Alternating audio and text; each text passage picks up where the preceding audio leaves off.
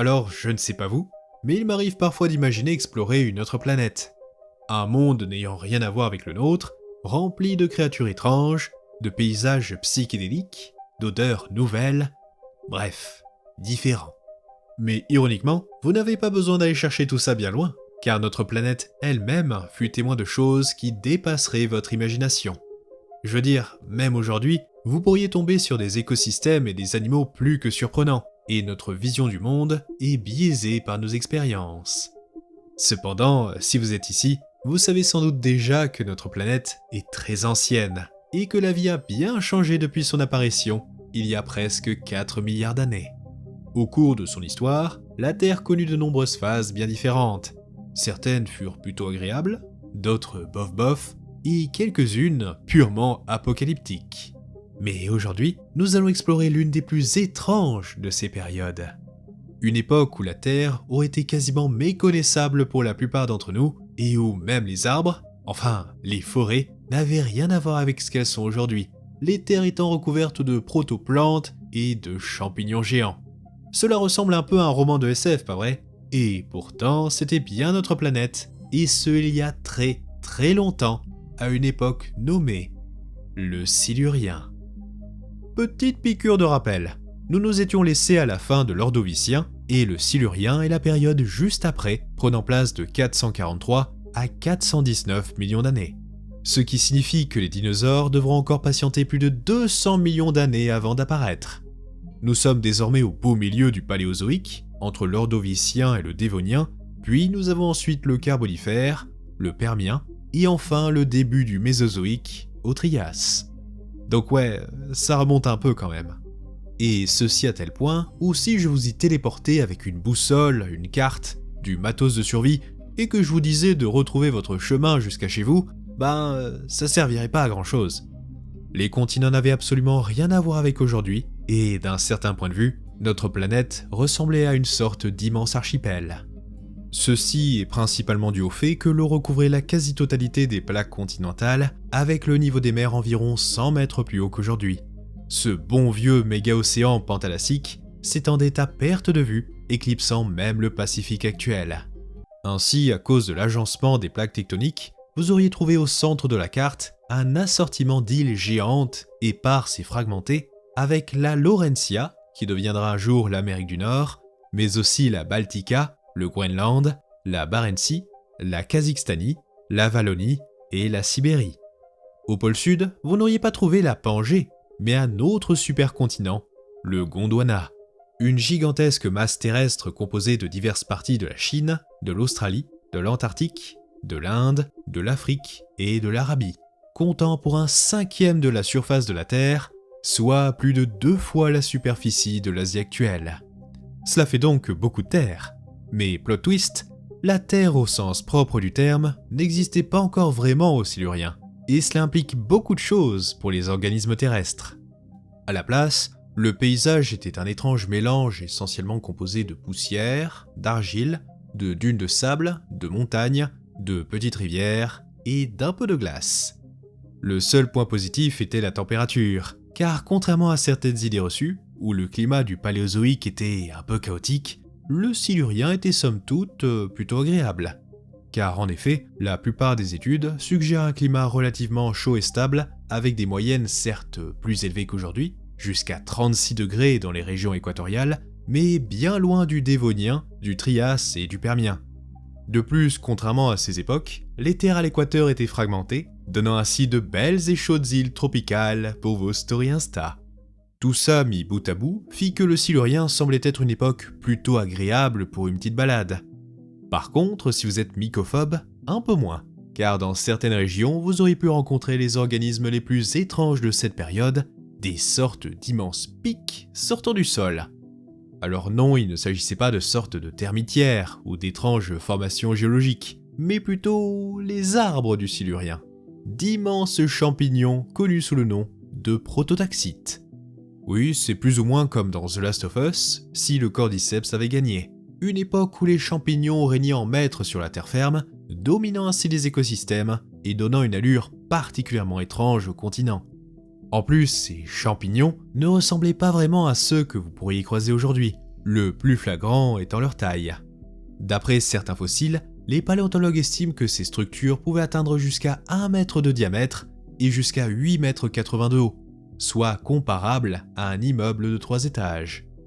Alors certes, c'est minuscule comparé aux séquoias avec des colosses pouvant atteindre les 100 mètres, mais pour l'époque, c'était gigantesque, environ 10 fois plus haut que n'importe quel autre organisme, donnant ainsi un paysage d'allure extraterrestre.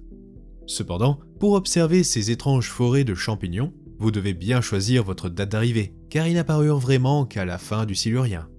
De plus, il aurait fallu choisir la bonne région, car les prototaxites ne poussaient pas partout sur Terre, et on ne les retrouvait qu'au Canada, en Écosse, en Allemagne, en Arabie Saoudite, en Australie et aux États-Unis.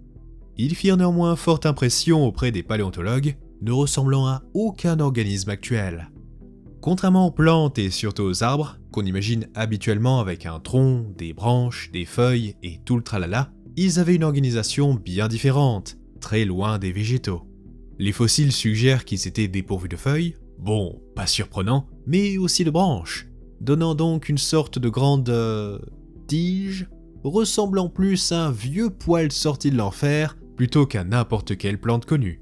Cela dit, à cause de leur ancienneté, on ne sait pas exactement à quoi ressemblaient les prototaxites, la seule certitude étant qu'ils étaient franchement bizarres. Or, le mystère ne fait que s'épaissir, car l'une des hypothèses les plus récentes les présente comme un gigantesque rhizomorphe fongique n'ayant pas nécessairement poussé à la verticale et qui aurait pu se développer horizontalement, voire sous terre dans certaines conditions. Et histoire de compliquer les choses, une étude encore plus récente, et quand je dis récent, c'est il y a quelques mois, vient de tout remettre en question. Attention, accrochez-vous bien, cette nouvelle hypothèse proposa qu'il ne s'agissait ni d'un champignon, ni d'un animal, ni même d'un végétal. Ce papier proposa plutôt que les prototaxites sont quelque chose d'entièrement à part, une lignée d'eucaryotes éteints et très éloignée d'absolument tout ce que nous connaissons aujourd'hui. Même pour la paléontologie, ce n'est pas tous les jours qu'on découvre un nouveau royaume d'êtres vivants. Cette idée assez novatrice provient du constat que les prototaxites étaient chimiquement et structurellement différents des champignons modernes. Bien qu'ils possédaient des sortes de tubes similaires à ceux observés chez certains champignons, la nature et la forme de ces tubes ne ressemblent en rien aux champignons de l'époque, ni même à aucun champignon moderne. De plus, la quantité de chitine qu'on y trouvait était très différente, quasi absente chez les prototaxites. Ce qui est assez notable, car chez les champignons, la chitine joue un rôle majeur dans la structure des parois cellulaires et leur confère leur rigidité et leur solidité.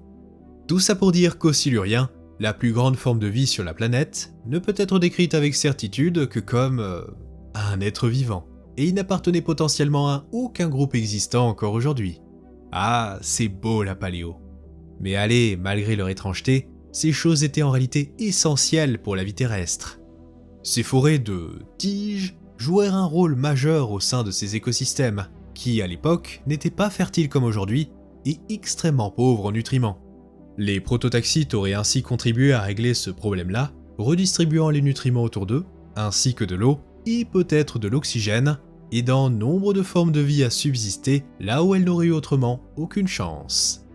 Et oui, c'est aussi à cette époque que d'autres formes de vie colonisèrent la terre ferme, et tout un petit monde grouillait autour de ces champignons géants. Mais pour observer les nouveaux habitants qui peuplaient les terres désolées du Silurien, il aurait fallu se baisser un peu, avec une faune et une flore souvent minuscules. Pour commencer, les plantes étaient déjà bien présentes, mais très petites et assez rares à l'époque. Et vous savez quoi? Ces plantes primitives étaient presque aussi bizarres que les prototaxites, la plus connue étant la Cooksonia, l'une des plantes les plus répandues à l'époque, et qui ressemblait davantage à quelque chose qui pousserait dans l'oreille d'un alien plutôt que dans le sol.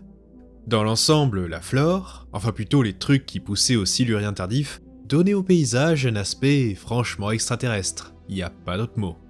Et pourtant, vous auriez pu tomber sur des êtres vivants un peu moins exotiques, car c'est à cette époque qu'apparurent les premiers représentants de certains groupes bien connus. Parmi eux, vous aviez les créatures les plus terrifiantes sur Terre aujourd'hui, nos amis les arachnides. Ah, c'est pas moi qui le dis, c'est les stats. On y trouvait notamment l'ordre aujourd'hui éteint des trigonotarbides, des créatures ressemblant beaucoup aux araignées. Bien qu'il ressemblait beaucoup à nos tisseuses adorées, il disposait de caractéristiques propres, telles qu'un exosquelette dorsal en plaques, qui d'ailleurs donnera chez certaines espèces plus récentes des défenses complexes avec des épines et divers protubérances. De plus, contrairement aux araignées, ils étaient dépourvus des filières produisant la fameuse soie. Ces drôles de bestioles vivaient dans l'Amérique du Nord et l'Europe du Silurien, ainsi que dans au moins une formation en Argentine. Ils occupaient une grande variété d'environnements, s'attaquant aux petites créatures croisant leur chemin. Mais rassurez-vous les arachnophobes, cet ordre ancien ne représentait aucun danger pour les grandes créatures, ceux-ci dépourvus de venin et dotés de crochets dirigés vers l'intérieur, ne leur permettant de manger que des animaux plus petits qu'eux. De plus, ils n'étaient pas bien grands, le plus imposant atteignant à peine la taille d'une araignée-loup, donc y a pire on va dire. Ils me font plus penser à des solifuges ou des acariens qu'à des araignées, mais vous avez l'idée quoi. Après, ils étaient loin d'être les plus grandes créatures aux alentours, ni même les plus grands arachnides, car à cette époque, les maîtres du monde, c'étaient les scorpions. En effet, c'est à cette époque que les vrais scorpions firent leur apparition, et la plupart étaient si primitifs qu'ils n'étaient pas encore totalement terrestres, comme les Ramoscorpius par exemple. Ce genre vivait le long des côtes de l'Ontario actuel, une région aujourd'hui pas vraiment connue pour ses scorpions. Cependant, contrairement à la plupart des autres scorpions du Silurien, ces tarses ressemblaient beaucoup à ceux des espèces modernes, indiquant qu'ils pouvaient probablement se déplacer assez bien sur la terre ferme. Il parcourait ainsi les littoraux, ceci lui permettant d'échapper aux véritables seigneurs du Silurien. Mais nous y reviendrons plus tard. Comparé aux arachnides terrestres de l'époque, ce charmant animal était un géant, pouvant atteindre les 17 cm, soit plus grand qu'une tarentule, et comparable en taille au scorpion empereur, le plus grand scorpion actuel.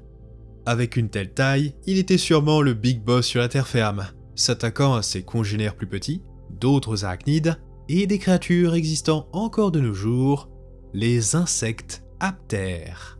Aujourd'hui, ils sont assez peu nombreux, et le plus connu est le poisson d'argent que l'on retrouve souvent dans les vieilles maisons.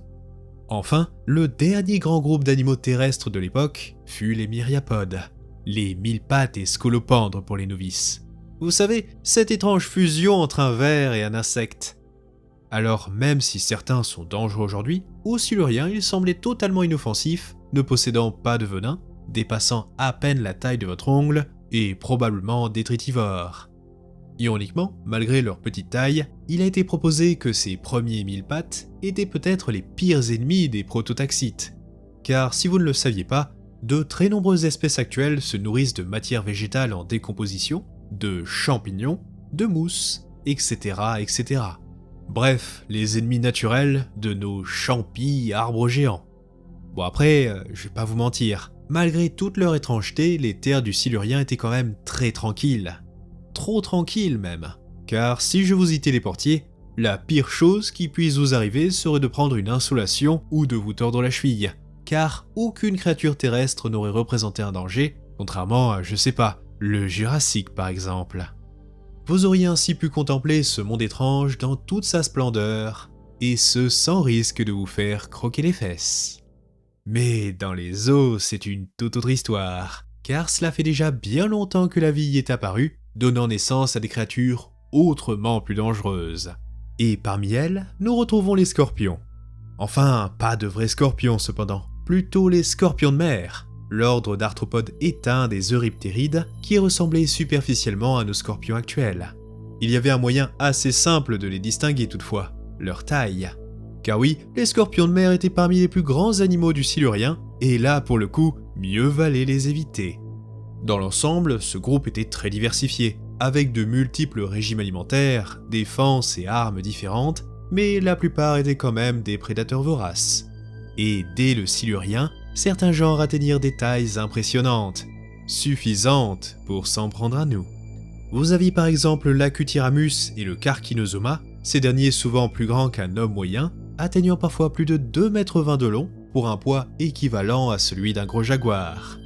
Or, je pense qu'un arthropode carnivore aussi gros qu'un jaguar n'aurait pas forcément été très amical. En plus de leur taille, les euryptérides possédaient tout un arsenal faisant d'eux de redoutables prédateurs. Chez l'Acutyramus, les individus possédaient deux immenses pinces permettant d'attraper, maintenir et manipuler leurs proies, voire même de les découper si nécessaire.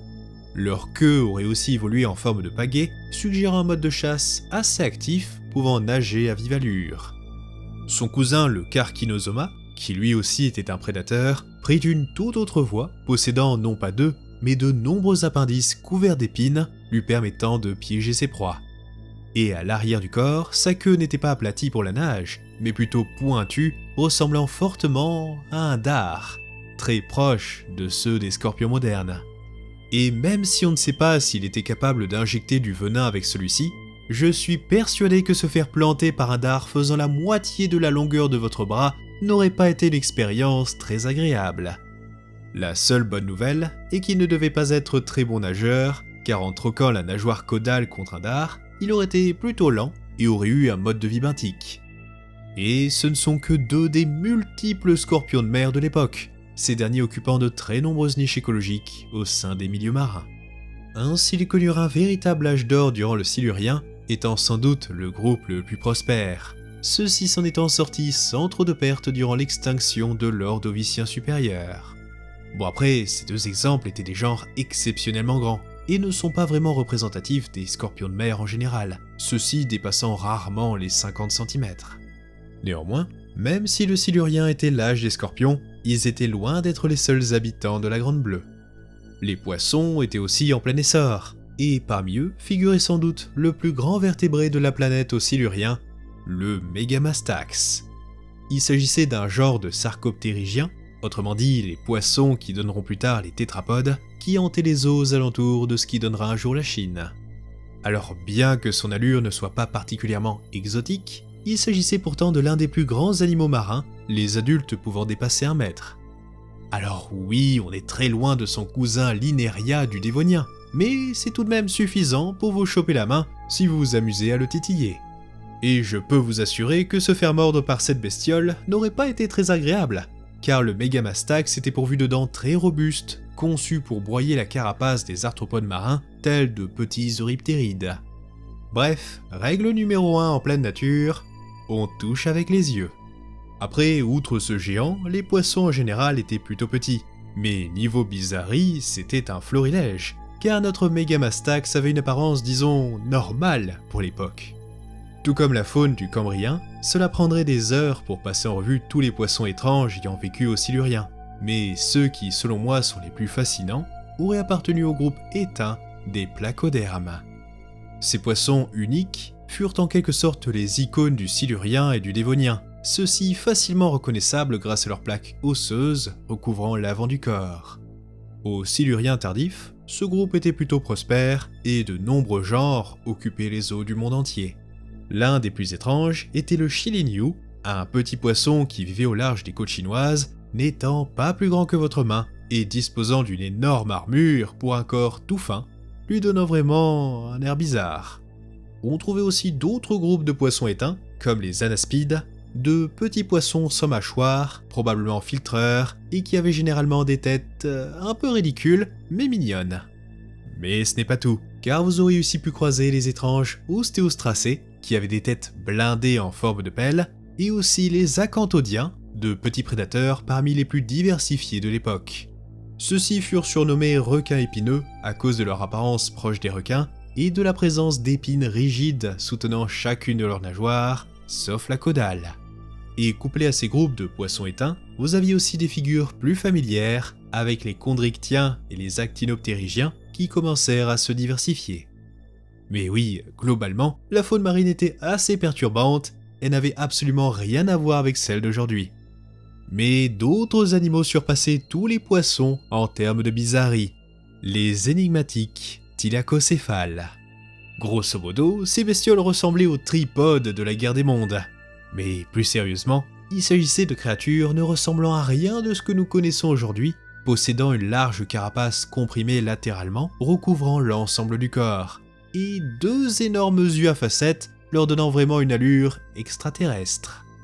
Certes, ce groupe d'arthropodes était assez peu diversifié, mais particulièrement abondant et occupait les océans du monde entier. Bien que nous ne soyons pas certains de leur classification, ils sont généralement considérés comme des sortes de crustacés primitifs, cousins de nos crabes et crevettes actuels.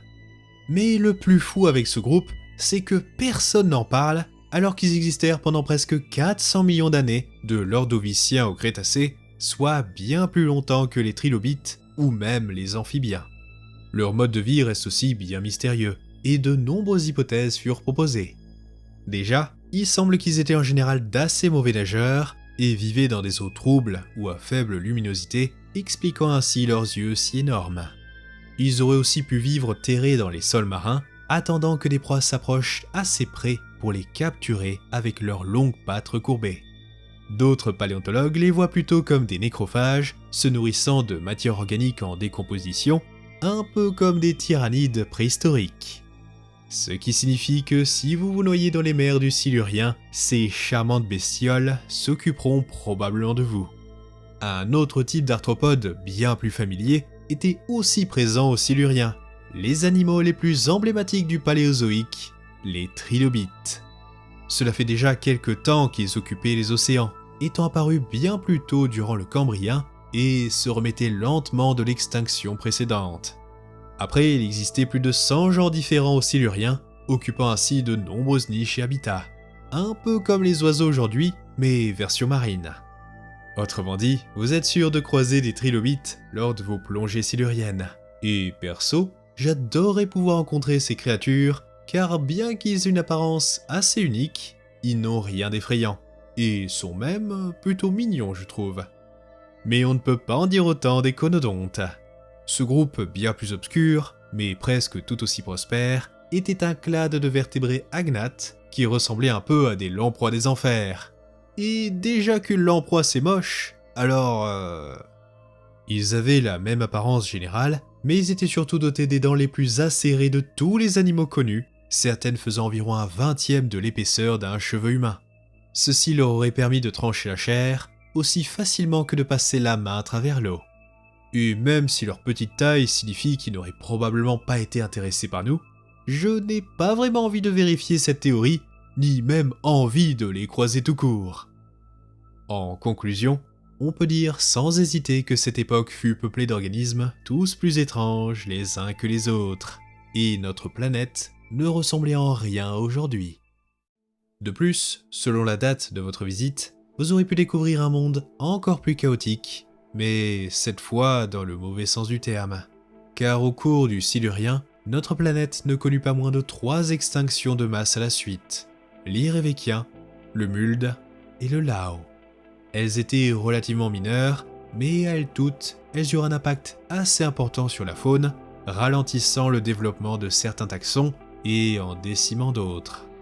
Ainsi, même si le Silurien se termina sans extinction majeure, certaines créatures prirent une longueur d'avance. Et lorsque le Dévonien prit place, on peut dire que tout est totalement parti en sucette avec l'apparition de toute une ribambelle de monstres marins. Sur Terre, la révolution silurien-dévonien changea la face du monde avec les plantes qui partirent à la conquête des continents, transformant à jamais notre planète. Merci de votre attention et on se dit à la prochaine aux eaux perdues.